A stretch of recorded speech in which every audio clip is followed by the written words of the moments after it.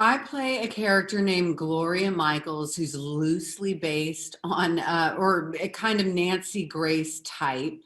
She's a superstar in her own mind and locally, has major ambitions. And she finds Sue Button's story can maybe get some good ratings. And then Mila's character is kind of an opposite type of maybe a real journalist. I'll let her explain. Thank you, Juliette. I don't know if I would call myself a real journalist, but I would call myself a go-getter. I think she admires Juliette's character and ultimately wants to be her.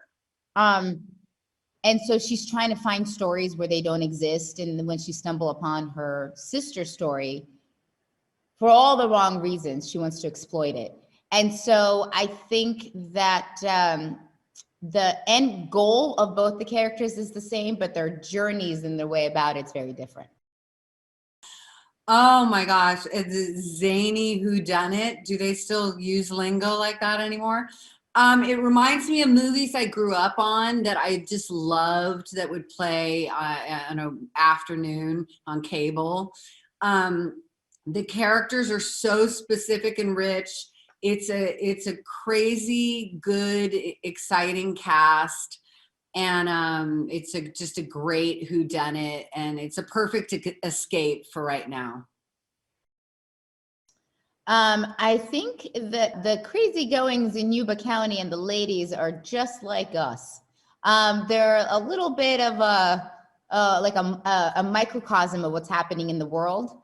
And so I think that as heightened as the story is, that the characters and what they're dealing with is essentially, when you bring it down, is just everything that everybody's dealing with when it comes to life today, when it comes to attention, seeking attention, finding self-worth. What is our self-worth? What do we do? Where do we belong? This is just a heightened version of it with caricatures of characters. Well, I feel like in Gloria's mind, she competes with no one. No, except for she ends up competing with Sue Buttons when Sue wants to. Oh, well, we'll see what happens. But let's see. It is, I guess. Oh my gosh, with these anchors and these people on TV, it is a sport, and they are trying to follow up with some of these leading stories and outdoing each other, and that's how we get crazy with all these headlines and clickbait.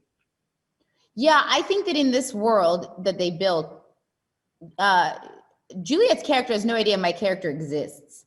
I don't think that my character, my poor sweet little Nancy, has never popped up on her screen, her radar, her reference. I'm like a tiny ant, and she's just like a giant human stepping all over me. But reversal, my character idolizes Juliette's character, and so I think that our characters never actually meet or interact or have any sort of confrontation or conversations. But I think that my character idolizes Juliette's character and is resentful of the fact that she's always getting all these great stories. Juliette's character has no idea I exist. What was it like the first time you saw yourself in the wig? Oh, I loved it. It was a very Fox News moment, which was quite deliberate, with also the skin tight dresses with the really bright colors. The wig, though, I've been blonde before, but the blonde bob, she had to be put together, and that wig did the trick. We have our favorites in the show, though. Regina's wig is pretty spectacular. I think that the script Amanda wrote and does write in a very specific voice. And so I think that she will become an incredible known writer for just having her own voice.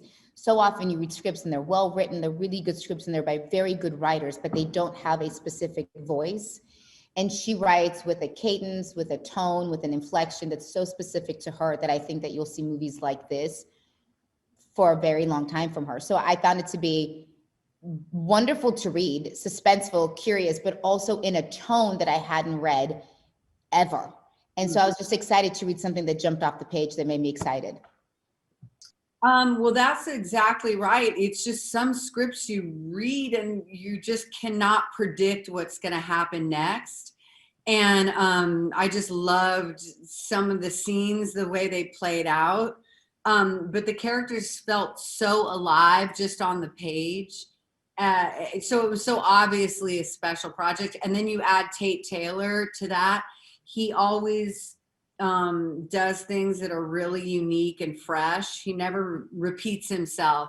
And then the cast was just ridiculous. I'm a fan of everybody in this show, so I was really excited. I mean, it is camp. It's like movie camp. It's either Juliette said it, or yeah, it's like what people envisioned making movies in the 80s was maybe like, or the 70s. It was all, it's in a town called Natchez, Mississippi. None of you have ever been there. There's no, like, it's not like there's an outlet in Natchez where you're like, I have other plans at night. You have no plans at night because you're in Natchez, Mississippi. So your plans are to hang out with each other. So it does instantly create a camaraderie. He also puts everyone on the same property. So we all live in the same, if not in the same house, then in the house on the property, but like a buggy right away.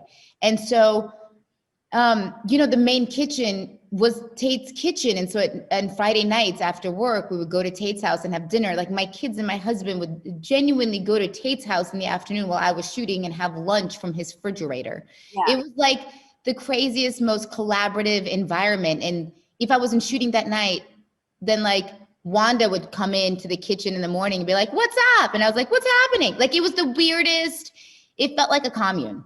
Tate Taylor's film camp. Okay, I want t-shirts of that next time. First of all, Tate is so special and talented. So it's one thing that he has this incredible Southern hospitality and you're going to have big dinners at his house and you're going to connect as people in a way you don't normally do on productions anymore. So that's really exciting. But also he has the talent to back up that kind of socializing. If it was just social and he wasn't a genius, it would not be the same. But he pushes you in your art. And so that's really thrilling. And tonally, this project is really strange. You can do it too big, but he directs you to be right in the pocket. And so the whole thing's a really rich experience. I have so many. Wait, one favorite memory of film camp. I mean, mine is going to be about my kiddos because it was the first time that my kids, probably very illegal what I'm going to say, but rode like an ATV. So like to get around from property to property was like a forest in the back with like a 500-year-old cemetery. And so my husband this is so bad, would just take the kiddos on the ATV and they were like, over to Tate's property. And they had the greatest, they were like barefoot, sweaty, naked, playing in the dirt, like greatest time of their lives living in Mississippi. Like they had the best time. So I think my best memories is them genuinely just running around. We don't have that in LA. And so that was really fun.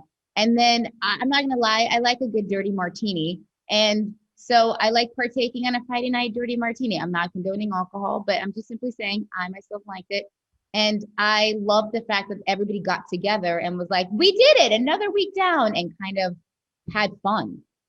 I have so many great memories. Yeah. The DJing, playing loud music in Tate's house, everybody having really rich, delicious food.